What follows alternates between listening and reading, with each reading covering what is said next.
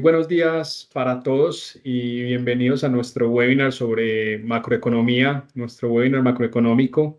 En primer lugar, quiero agradecerles sinceramente a todos nuestros clientes por unirse con nosotros hoy. Saben que su participación y confianza pues, es fundamental para Fiduciaria Sura y para Sura Investments en este tipo de espacios. El objetivo entonces será ofrecerles una visión profunda y detallada del panorama macroeconómico actual y las estrategias de inversión, digamos, que estamos tomando nosotros desde Sura Investments y Fiduciaria Sura para navegar este entorno. Contamos hoy con la presencia de nuestro equipo de estrategia de inversión. Tenemos a Mauricio Guzmán, nuestro vicepresidente regional de estrategia, y también tenemos a Juan Esteban Carreño, quien es el asociado de estrategia también regional, quienes compartirán, digamos que todo su conocimiento y análisis de las tendencias económicas y las oportunidades que nosotros venimos identificando y observando en los mercados. Como Sura Investments, como se los he traído a otros foros, nos estamos esforzando en poner a disposición de ustedes todo el conocimiento digamos que de este gran equipo transversal que tenemos, que tiene presencia desde México hasta Chile, ¿cierto? Y cómo todas esas capacidades y conocimiento pues los podemos traer al servicio de nuestros clientes en Colombia. Creemos firmemente pues que estos espacios son una excelente oportunidad pues para fortalecer nuestra relación con ustedes, nuestros clientes y claramente para asegurar que ustedes pues, estén bien informados y preparados para la toma de decisiones de inversión acertadas. Yo sin más preámbulos, entonces les doy la bienvenida nuevamente y le entrego la palabra a nuestro equipo de estrategia de inversión. Espero que este webinar lo encuentren bien informativo y bien valioso. No sin antes decirles que la sesión va a estar grabada, ¿cierto? Porque la van a poder ver en el futuro en nuestro canal de YouTube y también en el botón de PIR que ven arriba, casi un poquito a la derecha, en la mitad a la derecha nos podrán estar poniendo pues todas sus preguntas, dudas al respecto de los temas que vamos tocando y seguramente al final tendremos un espacio donde estaremos discutiéndolas. Muchísimas gracias de nuevo y dale Mauro y Juan. Muchas gracias, Jorge, y muchas gracias a todos los clientes que nos acompañan hoy en esta sesión en esta charla que vamos a estar compartiendo para contarles cuál es la manera en que estamos viendo el panorama macroeconómico y el panorama de inversión, cuáles son los activos hacia los que nos estamos inclinando y cuáles son los principales riesgos que estamos monitoreando en este momento. Entonces, la agenda para el día de hoy comienza con una revisión del panorama global. Esta es la manera en la que nosotros aproximamos nuestro análisis. Siempre partimos de nuestras visiones sobre la economía global. Finalmente, esto determina buena parte de lo que termina ocurriendo en los mercados locales en los que tenemos presencia. Entonces, vamos a dedicar un tiempo a hablar de los mensajes clave globales, economía, mercados, y luego vamos a bajar eso a qué significa esto para los activos colombianos. Por último, vamos a tocar un tema de deuda privada, que es uno de los activos dentro del mundo de alternativos que hoy por hoy, en este panorama que estamos analizando, vemos con bastante interés. Entonces, ¿cuáles son los mensajes clave con los que quisiéramos que nos vayamos hoy de este espacio? En Sura Investments estamos viendo buenas perspectivas para la economía y los mercados para lo que queda del año y diría que para los próximos 12 meses. ¿Y por qué? Porque vemos que la economía se está estabilizando en unos niveles que consideramos positivos. En los últimos meses, la conversación ha tornado donde el enfoque estaba cargado hacia la inflación, hacia un riesgo de resurgimiento de la inflación. Y esto guiado por unos datos macroeconómicos que en el primer trimestre fueron muy, muy fuertes. Ahora, y particularmente en las últimas semanas, la narrativa y la conversación ha girado ahora hacia si la economía se está enfriando en exceso y estamos cayendo en un riesgo inminente de recesión a corto plazo.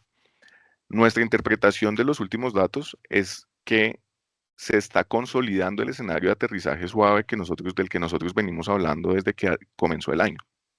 en nuestros informes de 2024 que hicimos a finales del 2023, nosotros veíamos que el escenario para este año iba a ser uno en el que el crecimiento, claro, iba a moderarse frente a los niveles de crecimiento que vimos en los años previos, pero que iba a seguir estando en niveles positivos y que a la vez la inflación iba a ir convergiendo hacia los niveles en donde los bancos centrales de los principales países del mundo quieren ver esa inflación para poder comenzar a relajar su política monetaria. Y es eso exactamente lo que está pasando en estas últimas semanas. Efectivamente, los datos vienen saliendo algo más débiles de lo que el mercado venía acostumbrado.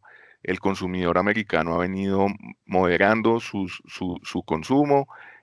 Los datos de industria también vienen saliendo algo más suave y el empleo, que es el indicador quizás más importante para medir la temperatura de la economía, también se ha venido enfriando. Pero todo esto nosotros lo encontramos compatible con ese escenario de aterrizaje suave del que veníamos hablando. Es decir, nosotros estamos viendo normalización, pero un bajo riesgo de recesión. El mercado hoy por hoy está apreciando o está anticipando con un 30% de probabilidad una recesión en los próximos 12 meses. Hace un año ese dato era 65%, es decir, el mercado coincide con que si bien la economía se está enfriando, el riesgo de recesión es relativamente bajo, que eso coincide con nuestra expectativa.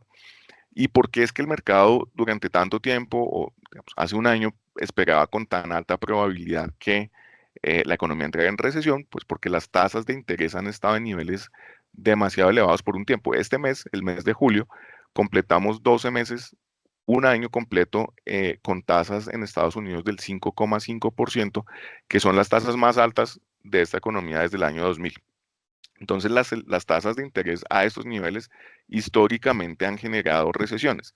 En esta ocasión, ¿por qué ha sido diferente? Porque la transmisión de eso a la economía real, al consumo de los hogares y a las decisiones de inversión de las compañías ha sido mucho más lenta.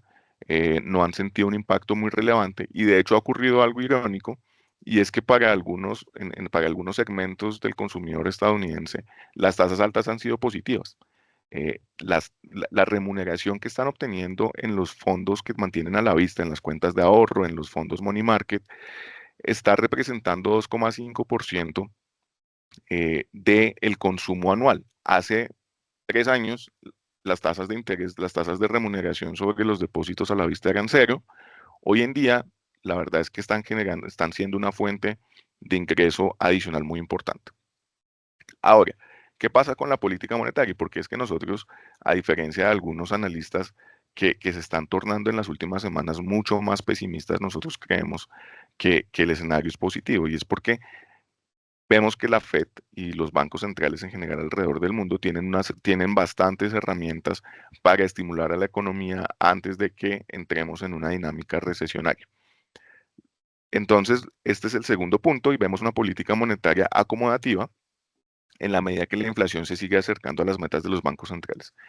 Recordemos que la inflación en este momento en Estados Unidos está en torno al 3%, venimos de estar al 9%, entonces la caída ha sido muy significativa.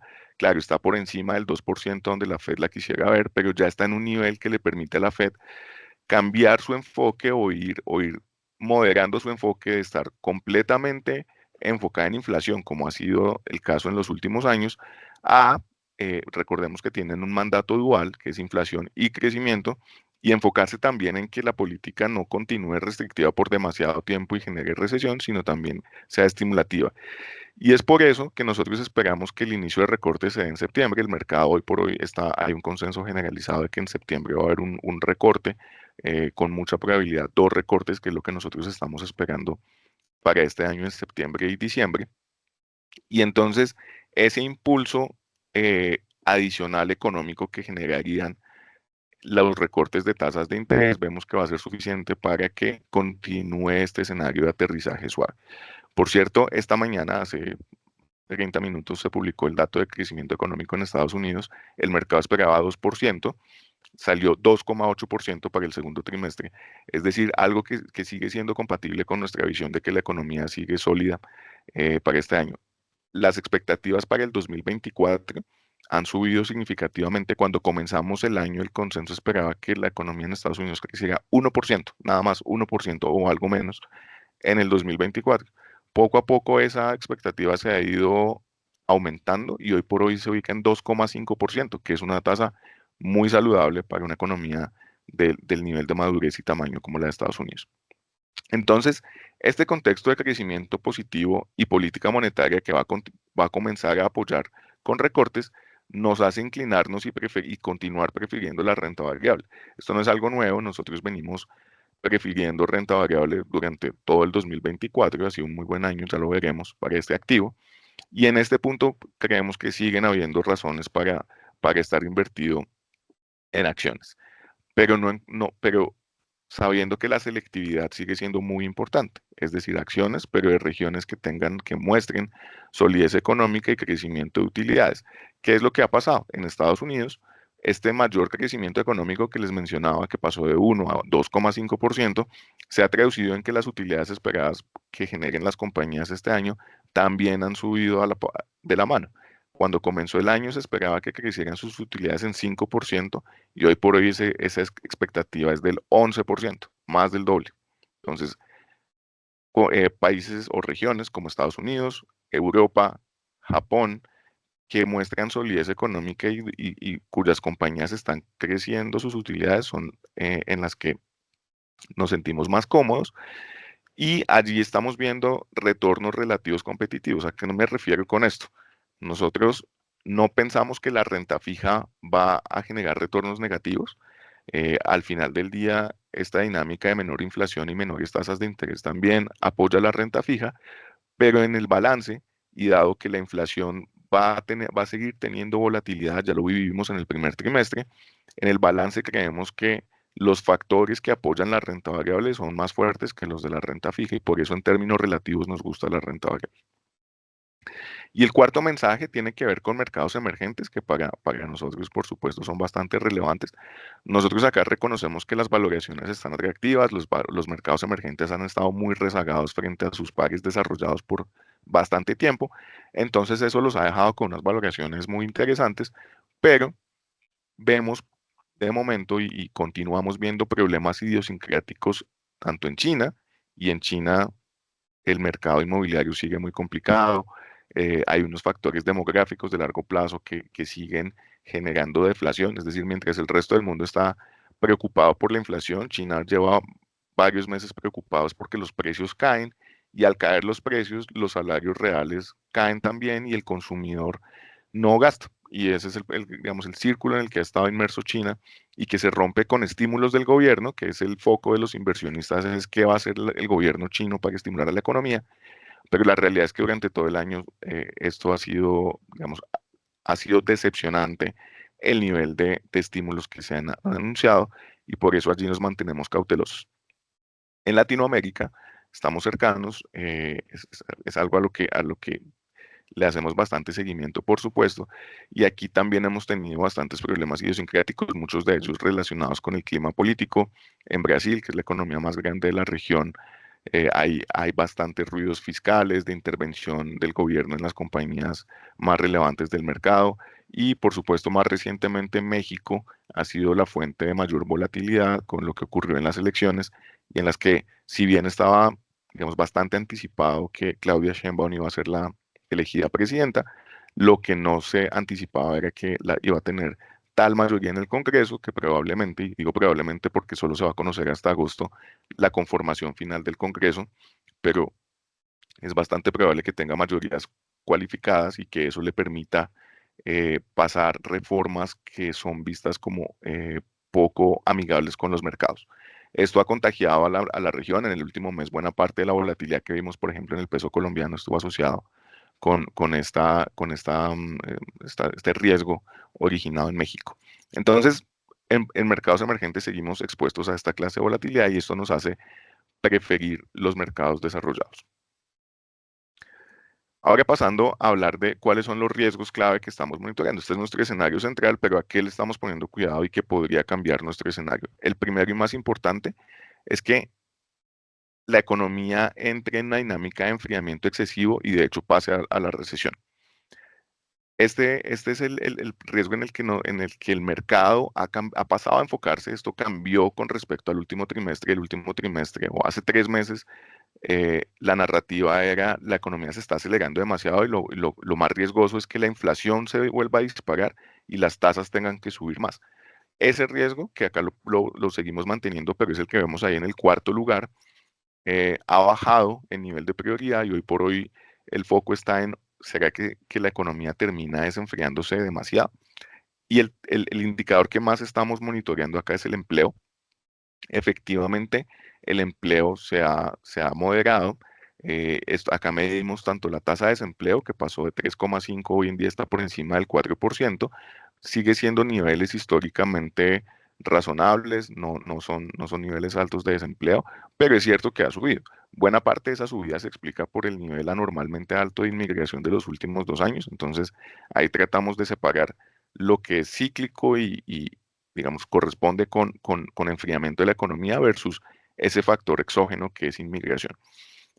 Pero por otro lado, la creación mensual de empleo está alrededor de 200.000 empleos en Estados Unidos. Pensemos que en el 2022 se creaban como el doble, 400.000 empleos mensuales. Entonces sí ha bajado, pero 200.000 es un nivel que se parece mucho al nivel de largo plazo prepandemia. O sea, ha bajado, pero de nuevo, se normaliza en niveles que encontramos razonables. El segundo riesgo es el político. Va a generar mucho ruido en estos próximos meses, por supuesto, las elecciones en Estados Unidos. Acá nuestra forma de aproximarnos es el riesgo que generaría, el principal riesgo económico que generaría esto está asociado a deterioro fiscal em, y a inflación. Si terminara por ocurrir lo que las encuestas hoy están favoreciendo, que es una segunda presidencia de Trump, el programa de gobierno que él llevaría a cabo, que tiene por un lado un componente de impulso a la economía vía recortes de impuestos corporativos, recortes de impuestos a las personas y más gasto fiscal. Entonces eso es un impulso económico, por un lado. Por otro lado, más aranceles a las importaciones, menos inmigración, esos dos factores son inflacionarios, entonces la combinación lo que nos deja es con un potencial mayor crecimiento, al menos de corto plazo, un estímulo, pero también mayor inflación. Aquí el comentario final que diría es, nosotros no creemos que vaya a ser un impacto tipo 2016, ya no tiene ese factor sorpresa que fue el primer gobierno, y estos factores que me acabo de mencionar están bastante anticipados por los mercados, entonces el factor sorpresa no va a estar ahí, y por eso lo vemos como un riesgo a monitorear, pero no nos preocupa en exceso. Y el tercero y último al que me referiría es el de valoraciones y concentración del mercado en Estados Unidos. Efectivamente, los mercados han subido bastante, las valoraciones están altas y se viene hablando mucho de la concentración en las 7 compañías, las que se llaman siete o se les denomina siete magníficas, que han liderado buena parte de las ganancias. Solo para ponerlo en algunos números, desde que comenzó el 2023 a hoy, o sea, más o menos un año y medio, esas 7 compañías en conjunto han subido 130%, y las otras 493 compañías que componen el Standard Poor's 500 han subido 30%, menos de 30, cerca del 20%. Entonces, efectivamente hay un liderazgo muy marcado y una concentración en esas compañías que genera cierta riesgo y exposición a lo que pase con ellas, pero nuestra forma de interpretarlo es que también hay un potencial muy grande en el resto de la economía, en el resto de sectores y de tamaños de compañías más medianos y pequeños para que cierren esa brecha de retorno. O dicho de otra manera, nosotros creemos que se va a dar cierta convergencia entre las tecnológicas y el resto, pero no porque las primeras caigan fuertemente, sino porque las otras también suban. En las últimas semanas hemos visto un poco de eso, un poco de rotación, una diferencia entre las acciones tecnológicas y las más pequeñas de cerca de 15% en solo 10 días. O sea, nosotros creemos que eso va a va a continuar durante un tiempo y lo vemos de hecho como una oportunidad para tener un portafolio más diversificado en otros sectores y tipos de compañías. Aquí ya me refería al cuarto y el quinto riesgo, conflictos geopolíticos que están ahí. Ninguno de los que vemos ahí se han resuelto, pero digamos que hoy por hoy el balance de riesgo nos hace estar mucho más sesgados a monitorear los primeros que mencioné. Eh, Pasando a ver algunos indicadores que soportan esta tesis, el ciclo económico muestra mayoritariamente que el mundo está en fase de expansión y recuperación, a pesar de esos últimos datos de los que estuvimos conversando, tanto en mercados desarrollados como en mercados emergentes.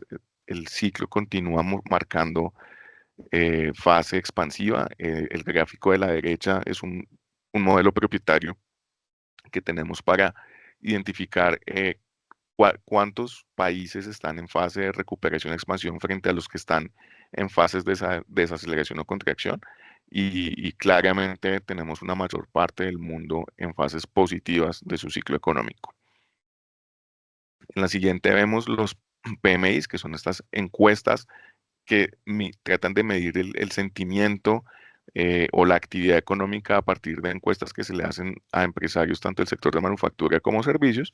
Y aquí estamos viendo varios países y regiones del mundo.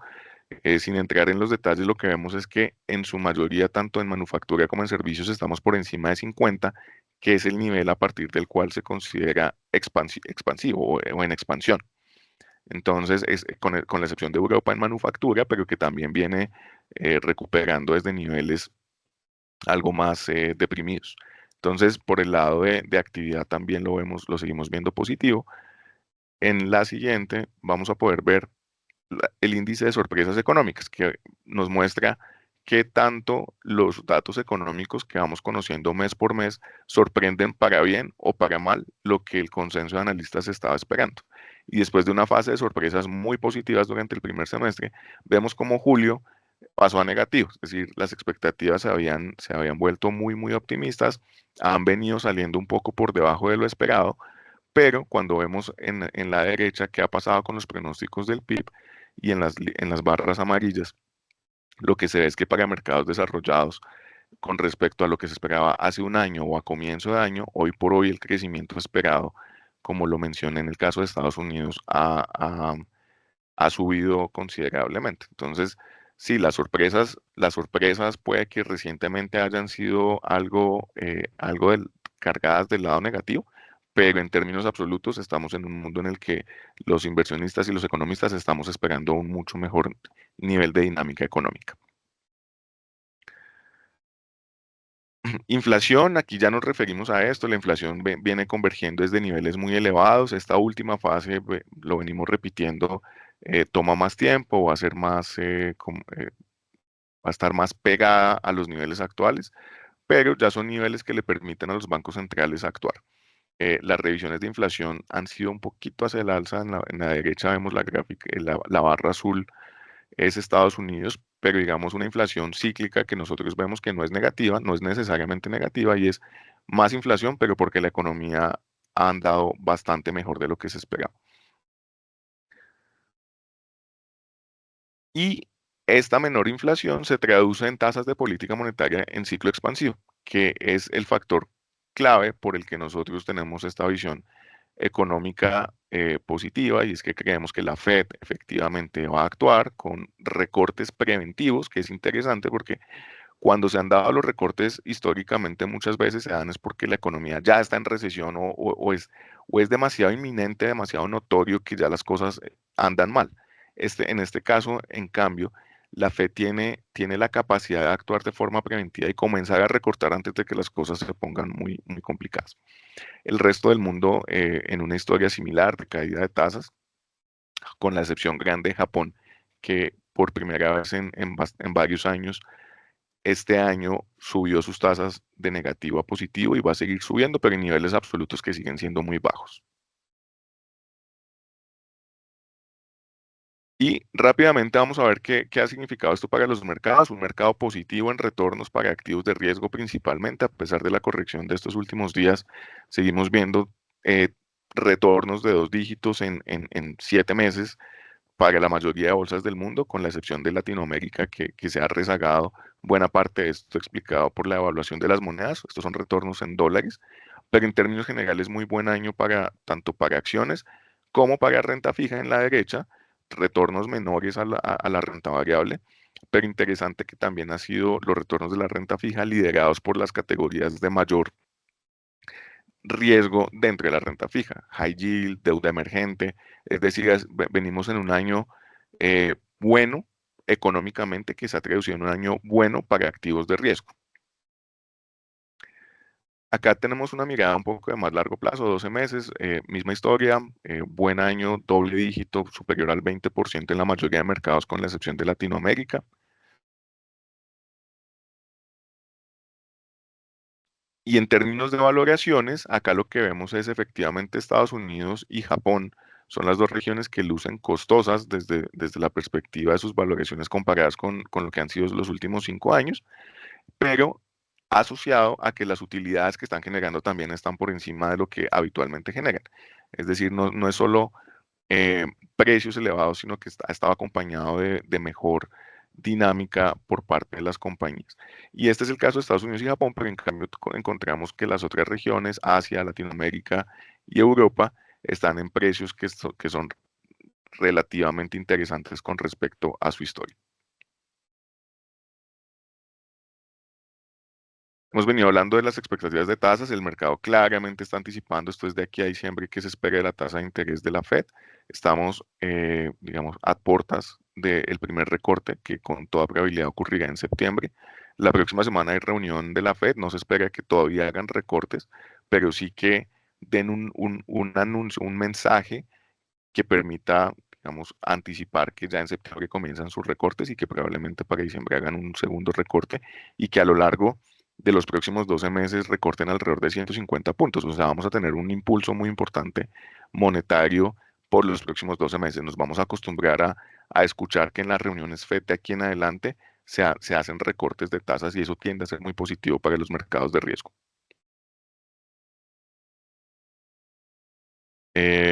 Tasas de los bonos han subido en los últimos 12 meses, como lo veíamos antes. Buen año para la renta variable, no muy buen año para la renta fija.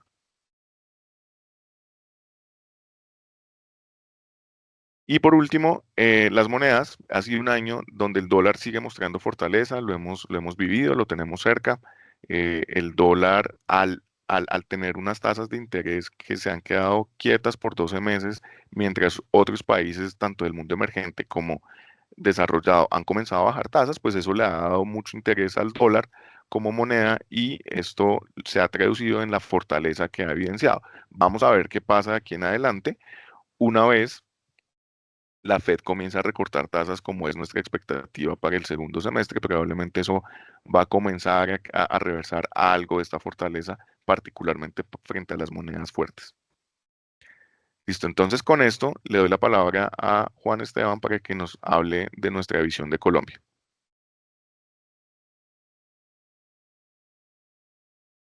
Listo, muchas gracias, Mauro. Entonces, para el lado de Colombia, vamos a comenzar por el tema de crecimiento económico. Recordemos que en Colombia venimos de un 2023 en donde la economía colombiana tuvo una desaceleración bastante fuerte, donde creció tan solo 0,6%. Esto estuvo al borde de la recesión. También es cierto que veníamos de unos años de crecimiento muy elevados, como fue el 2022 y 2021, donde crecimos 10,8 y 7,3, y la desaceleración en el 2023 fue muy marcada. Y este fue el panorama en donde entramos este año, en donde las expectativas económicas estaban bastante débiles y pues digamos el debate estaba en que sí podríamos salir de esta desaceleración tan fuerte que vimos el año pasado. Este año el crecimiento ha estado débil, pero se ha recuperado levemente respecto a lo que fue el año anterior. El PIB del primer trimestre en Colombia estuvo en 0,7% año a año, que estuvo por encima del 0,3% registrado en el cuarto trimestre del 2023.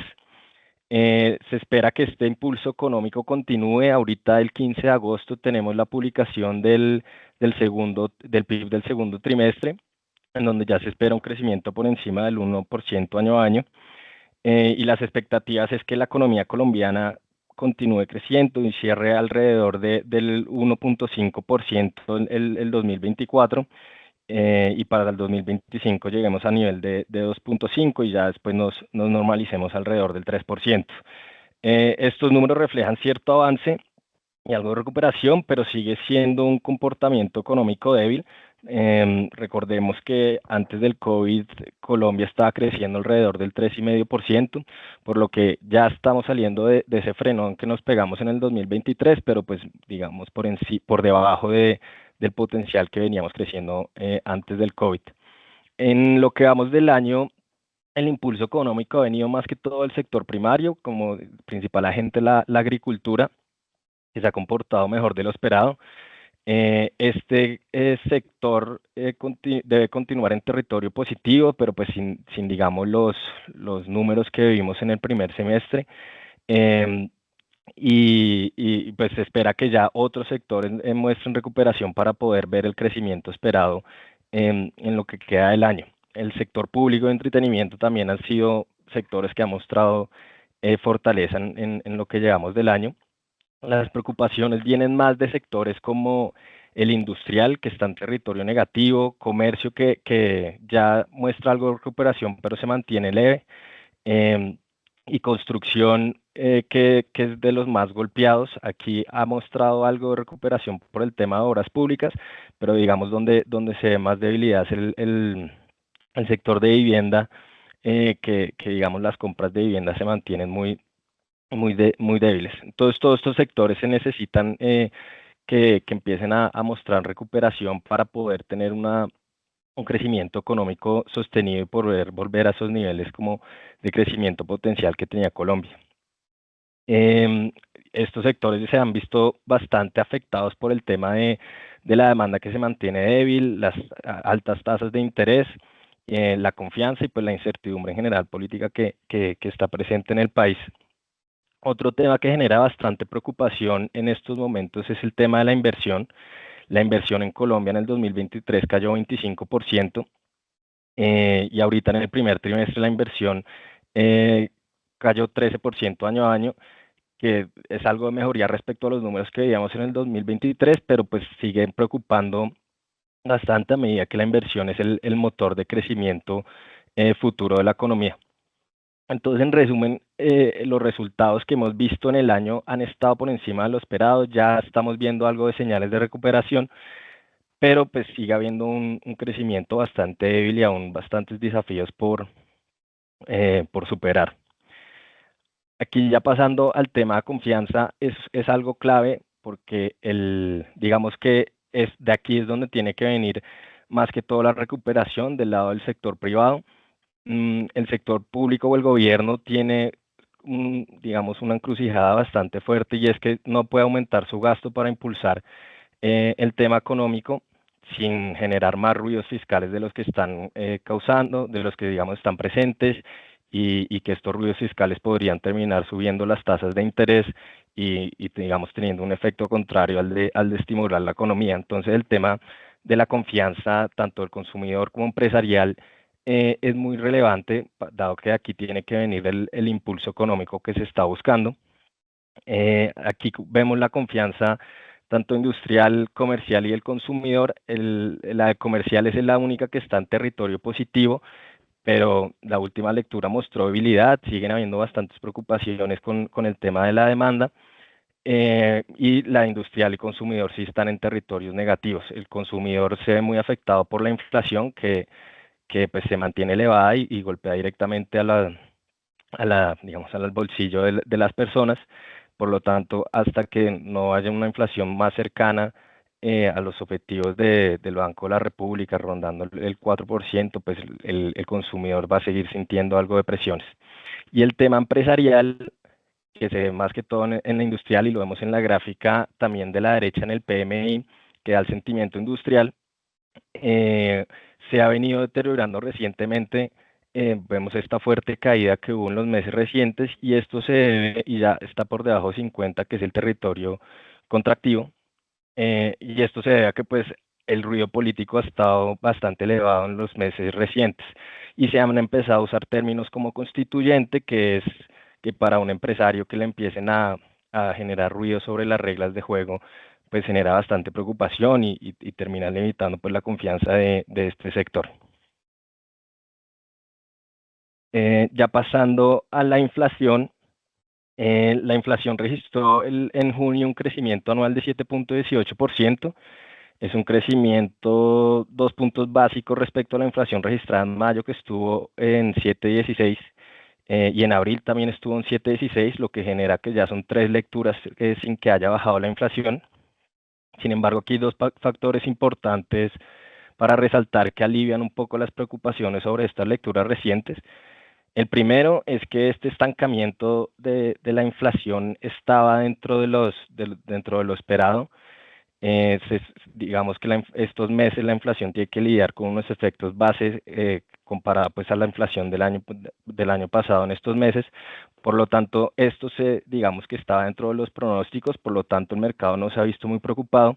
Y el segundo factor es que si uno mira la inflación núcleo, excluyendo alimentos, regulados, energía, que serían estas gráficas de colores, se puede ver que la inflación de bienes y servicios subyacentes sí está cayendo.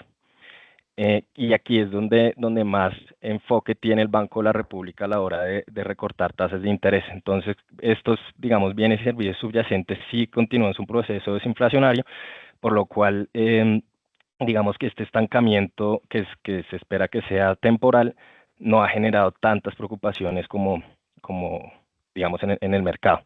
La inflación de bienes es donde mejores resultados se han dado, y esto se debe a que pues la demanda igual continúa débil, y también todo el tema de choques de oferta que se han ido disipando. Por el lado de servicios, la inflación ha venido bajando, que sería este lado en esta gráfica de la derecha, em, pero digamos que ha bajado en menor proporción. Mucho de esto viene del tema de arriendos, en donde los arriendos se ajustan con la inflación del año pasado. Este fenómeno se llama indexación.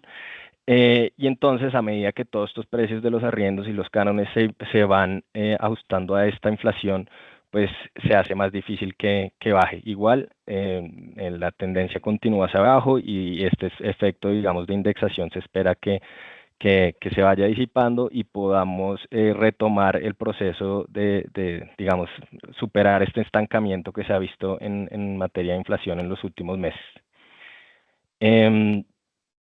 Ya entonces, pasando a la política monetaria, el Banco de la República recortó tasas en su última reunión del 28 de junio 50 básicos y dejó la tasa en 11.25%. Las expectativas es que ahorita en la reunión del 31 de julio vuelva a hacer un recorte de 50 básicos, dejando la tasa en 10.75, y con esto faltarían solo 3 reuniones para lo que queda del año. Las expectativas es que en estas 3 reuniones, en las tres o por lo menos en dos, acelere el ritmo de recortes a 75 puntos básicos, dejando la tasa final de año entre 8.75 y 8.5. Aquí factores claves que permitirían que el Banco de la República recorte tasas es, en primer lugar, la Reserva Federal de Estados Unidos. Es importante que la Fed recorte para que el Banco de la República pueda recortar sin que aumente mucho sin que se reduzca mucho el diferencial de tasas entre los dos países, que si se reduce mucho lo que puede tener es una depreciación en el peso colombiano, que terminaría teniendo en sí un efecto inflacionario. Entonces es importante que la Fed reduzca tasas para que el banco pueda, digamos, aliviar su política monetaria. Y los otros factores es que no haya mucho ruido político y fiscal que también puedan tener una depreciación en el peso colombiano, que, como ya mencioné, pues tendría su efecto inflacionario. Entonces, si estos dos factores se dan, digamos, dentro de las expectativas, esperaríamos una tasa a final de año alrededor del 8.5%.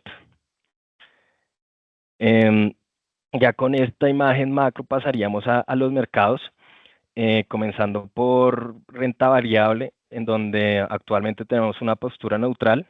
La economía colombiana, como ya hablamos, está mostrando signos de recuperación, pero se mantiene débil, y hay cosas como ya mencioné, el tema de ciertos sectores y la inversión, que nos hacen mantenernos precavidos.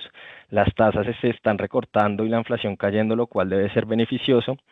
Sin embargo, pues los riesgos políticos y fiscales aún generan bastante ruido, em, por lo que aún mantenemos una postura cauta. Aquí en la gráfica vemos el comportamiento de la bolsa colombiana en los últimos 12 meses, que ha sido muy bueno. Ha superado los índices el índice global, que sería la línea gris, y el índice latinoamericano. Eh, y esto pues a pesar de todo el ruido que hemos vivido a lo largo del año. Han habido eventos corporativos como recompra de acciones y OPAs que han impulsado la liquidez del mercado. em, y digamos que ha sido un impulsor de este rally. También el tema de que la economía se haya comportado mejor de lo inicialmente esperado, y que se haya logrado aislar la bolsa de todo este ruido político que refleja en sí una confianza importante en las instituciones colombianas. Ha logrado pues impulsar el índice accionario de Colombia. Otro factor que mantiene, digamos, la perspectiva positiva, o que es un factor positivo para la bolsa colombiana, es el tema de las valoraciones. Aquí en la gráfica de la izquierda vemos las valoraciones medidas por el múltiplo de precios sobre ganancias esperadas, em, que comparativamente Colombia está en un múltiplo cercano al 6, que eso es muy por debajo de lo que puede ser el índice sí de emergentes y también de Latinoamérica. Entonces, comparativamente, las valoraciones de Colombia se mantienen atractivas, y también medido contra su historia, que sería la gráfica de la derecha, en donde se compara las valoraciones actuales con lo que han sido las valoraciones, digamos, de los últimos años, en donde Colombia también se encuentra, digamos, en valoraciones atractivas comparado a su historia, que sería también el caso en menor medida para Latinoamérica y mercados emergentes. Ya pasando a la renta fija, tenemos una perspectiva positiva. La renta fija se encuentra en unos niveles atractivos. Es verdad que a partir de febrero, marzo, vimos una presión alcista en las tasas y en los rendimientos de los tesoros. Ahí se está incorporando parte del ruido político, estos temas que se empezaron a mencionar, como la constituyente, temas como los ruidos fiscales. Esto le puso cierta presión a los rendimientos de los tesoros, pero vemos que el incremento no fue mucho, no superó los picos pasados. em, y digamos que mostró resiliencia, incorporando todos estos eventos que estaban pasando. Ahora creemos que se mantienen en unos niveles atractivos, y que al estar expuesto a una caída de inflación y a unos recortes más, digamos, más acelerados en los próximos meses, vemos potencial aquí en este activo. Finalmente, el lado moneda, tenemos una perspectiva más cautelosa. Actualmente la TRM está en 4.047. em, los estimados para final de año están en 4.100. Nosotros no esperamos que vaya a haber una depreciación muy fuerte, pero esta perspectiva cautelosa está más que todo argumentada porque las fuerzas en general están inclinadas más hacia una depreciación. No es como en el lado de renta variable y renta fija, en donde están más equilibrados, digamos, cosas que lo benefician y cosas que no. Aquí vemos más las corrientes, digamos, inclinando la balanza hacia una depreciación. En primer lugar, el diferencial de tasas entre Estados Unidos y Colombia se va a continuar reduciendo, y esto pues tiene presiones sobre el peso colombiano. Hay otros riesgos como el tema fiscal, que sí han habido, digamos, preocupaciones de que la calificación crediticia de Colombia pueda bajar, y pues al deteriorarse las finanzas colombianas, esto le pone presión al peso. Y pues otro tema es la incertidumbre política, que también la vemos como un factor que puede terminar jugándole en contra a la moneda, y esto pues hace que mantengamos esta perspectiva cautelosa. Pasando a un tema, digamos, muy relevante recientemente, que digo recientemente porque es donde más se ha escuchado, o donde más ha crecido el riesgo, es el tema fiscal. En términos fiscales, recientemente el gobierno publicó sus proyecciones en el marco fiscal para mediano plazo, y aquí mostró que iba a hacer unos recortes para cumplir la regla fiscal en el 2024. Las nuevas proyecciones mostraban un déficit fiscal en el 2024 de 5.6%, y 5.1 para el 2025. Estos 5.6 estarían al límite de cumplir la regla fiscal. Sin embargo, los riesgos se mantienen, en primer lugar, para si logra implementar los recortes que tiene presupuestados, y en segundo lugar, si el recaudo sigue sorprendiendo la baja, pues puede presionar, digamos, serían necesarios más recortes para poder cumplir con la regla. Em, Finalmente, otros temas relevantes que estamos viendo por el lado del gobierno, en primer lugar, pues el tema de las reformas. En la reforma del último periodo legislativo, la reforma pensional fue aprobada, se implementará desde julio del 2025. Aquí la Corte Constitucional decidirá su continuidad por digamos, el debate que hay sobre cómo se terminó aprobando en el último debate de la Cámara. La reforma de salud no fue aprobada en el anterior periodo, pero el gobierno ya anunció que iba a presentarla nuevamente de una forma más consensuada. Y la reforma laboral superó el debate en la última semana del periodo anterior en la Comisión Séptima de la Cámara, por lo que continuará ahorita para la siguiente legislatura y se tendrá que aprobar los 3 debates que le quedan en el próximo semestre. Ahorita en la nueva legislatura hay nuevas reformas y planes del gobierno. Entre ellos está la Ley de Servicios Públicos, reforma a la justicia, el plan para la implementación del Acuerdo de Paz, de reactivación económica, y la reforma a la educación. Y dentro de la agenda económica, digamos, en los próximos, que se puede ver próximamente, el primero, pues la regla fiscal que ya mencioné del 2024, en donde se tiene que cumplir, que tiene ciertos desafíos para su cumplimiento. Se presentará ahorita antes del 30 de julio el presupuesto para el 2025. Y finalmente la ley de financiamiento, que es una iniciativa que está teniendo el gobierno para poder, pues básicamente es una reforma tributaria para poder generar recursos adicionales, digamos que están tan presionados ahorita por el lado del gobierno. Ese es el tema de Colombia. Aquí le paso otra vez la palabra a Mauro para revisar el vector de preferencias. Gracias, gracias Juan. ¿Ahí me escucha bien? Sí, perfecto. Listo. Entonces, con este contexto global y local, ¿cómo lo plasmamos en nuestro vector de preferencia? Como lo mencionamos anteriormente, favorecemos la renta variable y específicamente la renta variable de mercados desarrollados sobre la renta fija en un entorno de crecimiento que sigue siendo positivo y tasas que van a comenzar a bajar. Vemos que esa combinación de factores nos mueve la balanza a favor de la renta variable, y dentro de la selectividad preferimos mercados desarrollados, Estados Unidos, Europa, Japón. En los 3 encontramos motivos interesantes para permanecer invertidos. En mercados emergentes vemos algunas oportunidades muy específicas, pero en términos generales para las regiones nos mantenemos neutrales por los riesgos idiosincráticos que mencioné antes. Y dentro de la renta fija, estamos prefiriendo la renta fija con mayor riesgo de crédito. Vemos un entorno en el que el riesgo de default va a seguir contenido, con una economía andando bien, pero y esto nos hace querer ganarnos ese spread o ese diferencial de tasa que nos pagan los títulos de mayor riesgo, como high yield y deuda emergente en el mercado global, y estamos con una menor eh, preferencia por tesoros y bonos de alta calidad en este entorno que vemos favorable.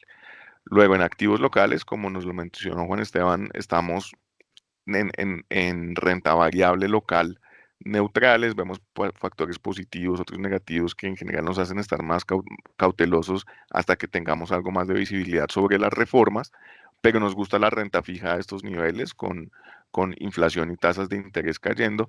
En el peso colombiano mantenemos una visión negativa, es decir, creemos que todavía hay potencial para que suba algo más, no demasiado como ya nos lo mencionaron, pero aquí nos mantenemos cautelosos.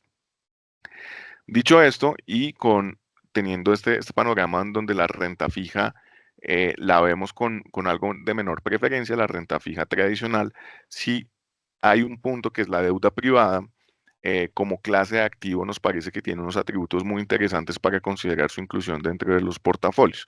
Y para hablar rápidamente de qué es la deuda privada y por qué nos gusta, digamos, simplemente como clase de activos son inversiones en créditos que se originan directamente de los inversionistas reunidos en un fondo a compañías que toman estos préstamos.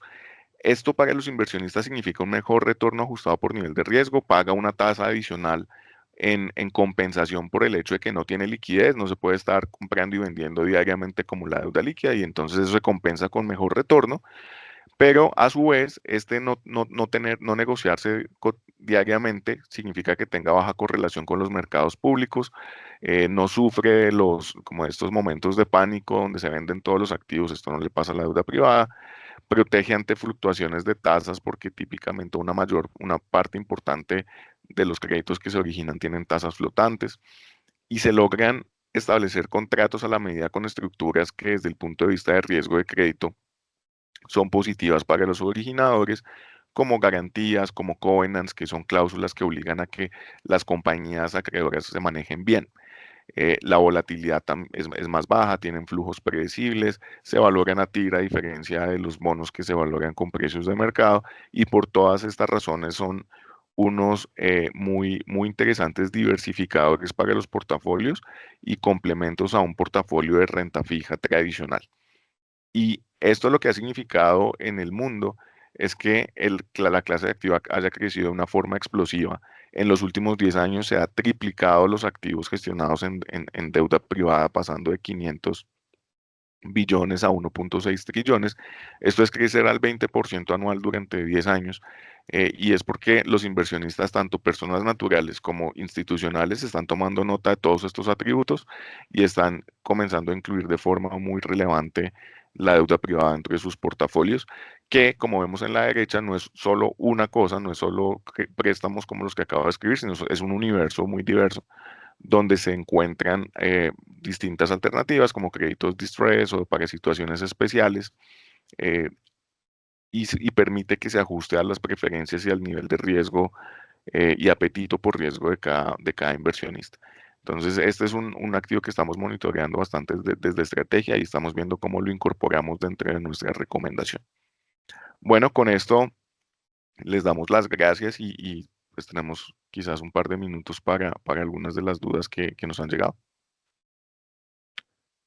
Súper, Mauricio y Juan Esteban. Primero, pues agradecerles obviamente que nos han compartido esta presentación, creo que bastante completa. Pudimos pasar por temas globales, temas locales, una profundidad bien importante sobre Colombia que creo que es bien relevante para nuestros inversionistas. Tenemos tres preguntas en el chat en este momento y es uno, primero, ¿qué estamos pensando de las acciones del sector tecnológico, Mauro, dado digamos que los últimos resultados financieros de estas empresas? Gracias y muchas gracias por la pregunta, súper relevante, es algo que se está discutiendo, que hemos discutido en nuestros foros internos ampliamente por todo lo que mencioné antes de qué tan concentrado está el mercado. Y la realidad es que primero está muy concentrado en niveles que no se habían visto en décadas en el mercado en acciones de tecnología. También es cierto que las valoraciones están altas, pero no están en las valoraciones más altas. En el año 2000, antes de que estallara la burbuja.com, estuvieron más altas. Es decir, es un sector que siempre se ha negociado con prima. Ahora, ¿está justificada esa valoración? Es la gran pregunta y una forma de verlo, de entenderlo es en los últimos 2 años, 2023, en el 2023 el crecimiento de utilidades de las compañías tecnológicas fue del 30%, mientras que el del resto del sector del Standard Poor's fue negativo en 4%. Es decir, subieron mucho, pero subieron mucho lideradas por un crecimiento abismal en su generación de utilidades. Para el 2024, este nivel se va a moderar muy seguramente, va a crecer a una tasa aún muy interesante de 16-17%, y lo que se espera es que las otras compañías del Standard Poor's se acerquen y crezcan a niveles muy cercanos a eso. Entonces, digamos esto para decir que nosotros monitoreamos digamos, esta concentración y estas valoraciones extendidas bastante, pero seguimos viendo valor en un sector que está generando utilidades, que está liderando la generación de flujo de caja, métricas operativas fundamentales, que es a lo que nosotros nos enfocamos, y es estas compañías realmente están generando utilidades y no son otra burbuja como la que vimos en el año 2000, sino son compañías reales que incrementan sus ventas, que están produciendo valor económico, y nuestra respuesta es que sí lo es. Ahora, la pregunta incluía un comentario sobre los resultados hasta ahora de las 7 magníficas, como se han denominado. Han reportado únicamente dos, de pues, Tesla, que es un animal un poco diferente al resto, y Google o Alphabet, con resultados que siguen siendo positivos. Y es un caso interesante el de Alphabet porque reportó por encima de lo que esperaba el mercado, pero el mercado lo castigó. Y esto muestra dos cosas. Uno, el mercado está esperando demasiado y digamos, tiende a decepcionarse cuando, a pesar de que el ritmo de crecimiento esté siendo positivo. Y segundo, hay cierto escepticismo con las inversiones en inteligencia artificial que compañías como Alphabet están haciendo de forma muy importante, y que probablemente aún no los están viendo reflejadas en incrementos en ventas y en utilidades. Entonces, este va a ser el tema de conversación, que va a seguir generando volatilidad. O sea, estas caídas van a seguir existiendo, pero de forma cíclica, secular, digamos, a más largo plazo, nosotros seguimos viendo mucho valor en el sector de tecnología. Gracias, Mauro. Juan, y esta pregunta creo que va dirigida más para vos. Recientemente hablabas del comportamiento de la inflación en Colombia, de cómo, digamos, que habíamos hecho una pausa en esa tendencia negativa, pues, de desinflación en Colombia, y nos habíamos ido un poquito arriba ahí del 7,16 al 7,18. Nos están poniendo en el contexto local. Sí, estamos incluyendo dentro de nuestros modelos inflacionarios lo que podría pasar con el incremento de la CPM para la inflación tanto en el 2024 como 2025. Sí, listo, gracias, Jorge. El, digamos que el tema o sea, la respuesta corta es sí, este tema de la CPM es algo que ya se venía hablando desde hace un tiempo. Y el gobierno ha sido claro que esta brecha de precio se tiene que cerrar, y en los dos subsidios, digamos, se tiene que cerrar. El fondo de estabilización de los precios de los combustibles tiene un déficit casi de 20 billones. em, Dado todo el tema fiscal y todas las presiones que se han generado, es necesario, digamos, cerrar o acercarse a los precios internacionales, y que esta brecha se cierre respecto a como el precio que está congelado en Colombia. Por lo tanto, lo que sí no es claro es cuándo se va a hacer y en qué medida y con qué velocidad. Esto aún está en negociaciones el gobierno con los distintos gremios, y pues estas negociaciones siempre son, digamos, bastante difíciles de llevar, y cada uno pues tiene su perspectiva de cuánto debería ser, o a qué ritmo se deberían hacer los ajustes. Pero lo que sí se sabe es que el ajuste se debe hacer, mantener los precios en donde están, digamos que fiscalmente crea demasiadas presiones.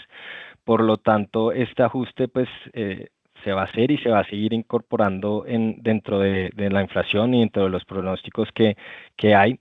Em, Vemos, como ya mencioné, que la inflación de los temas más subyacentes sí ha venido bajando, y lo que esperamos es que pues esto continúe y se acerque ya cercano al 5,5% para finalizar el año.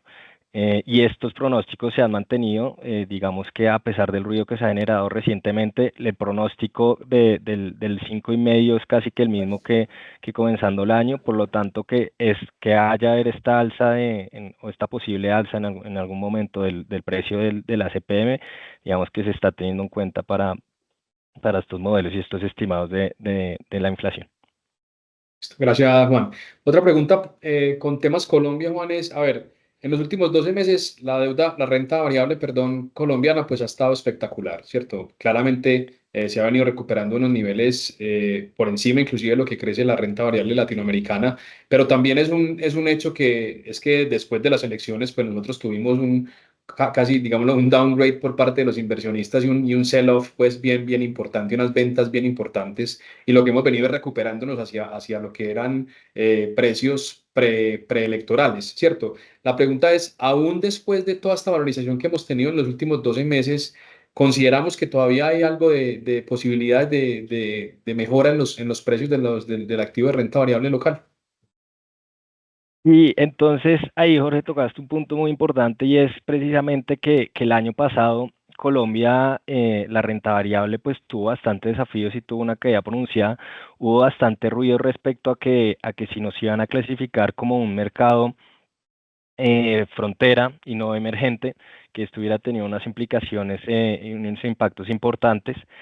Em, y pues gran parte de lo que se ha visto este año es una recuperación respecto a toda esa caída y respecto a que esos riesgos de que nos vayan a clasificar como un mercado frontera se han disipado. También hubo como ahorita un poco de ruido de que si ciertas acciones del mercado colombiano no iban a salir del índice de emergente, y esto también ha bajado. Entonces estos ruidos, digamos que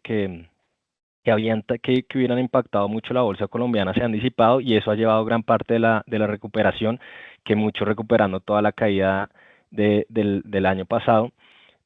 Ahora lo que vemos es que queda potencial de crecimiento. Como mostré en una de las diapositivas, las valoraciones en Colombia siguen em, bastante bajas y bastante atractivas, tanto comparado con otros mercados emergentes como comparado con la historia colombiana. Entonces aún creemos que hay potencial para que estas valoraciones, digamos que para que los precios suban, teniendo en cuenta estas valoraciones, a medida que digamos, los ruidos políticos y la recuperación económica tomen más fuerza. Sí creemos que se puede llegar a este valor fundamental que creemos que es más alto de los niveles actuales. Listo, Juan, muchas gracias. Y por último, a ver, hay una pregunta que con esa voy a aprovechar, esa la voy a tomar yo, si me permiten, Mauricio y Juan, y me voy a apalancar en ella para cerrar el webinar también, que ya estamos un par de minutos tarde. A ver, ¿a través de qué vehículos o fondos se puede invertir en opciones de deuda privada? Y ahí es bien importante contarles que nosotros desde la fiduciaria Sura tenemos una plataforma de deuda privada bien importante. Hemos lanzado casi 5 o 6 fondos que tenemos, digamos que están diseñados para invertir en este asset class. Digamos que rápidamente en el futuro, aquí en 3 semanas, 4, en la última semana de agosto, vamos a estar lanzando un nuevo fondo que va a estar invertido en deuda privada. Entonces, digamos que a través de la fiduciaria Sura en Colombia, pues tenemos la posibilidad de entregarle a nuestros clientes, digamos que este tipo de asset class dentro de unos fondos de inversión colectiva que lanzamos, en algunos casos fondos cerrados con un plazo de 2, 3 años. Tenemos un fondo también que permanece abierto, que es el fondo multiestrategia, que tiene un pacto de permanencia solo de 30 días. Entonces ahí podríamos, digamos que ahí como inversionistas, ustedes podrían hacer, digamos que la asignación de parte de su portafolio a este tipo de activo que, como nos contó Mauricio, pues viene creciendo gracias a sus bondades, digamos, como fuente de diversificación y de generación de retorno en exceso para los portafolios de los inversionistas. Yo con eso entonces estaría cerrando, de nuevo dándole las gracias a Mauricio, a Juan Esteban, a todos nuestros clientes, obviamente agradecerles que hayan estado con nosotros. Estuvieron, digamos, más de 100 clientes casi toda la sesión. Muchísimas gracias por su participación. Como les contaba, pues entonces la línea nuestra es que continuemos con este tipo de webinars, donde les podamos generar siempre información y traerles todo ese conocimiento regional y esas capacidades de este mega asset manager que es Sura Investments, a disposición de nuestros clientes aquí en Colombia. Muchísimas gracias a todos por su participación y espero que tengan un excelente día. Chao.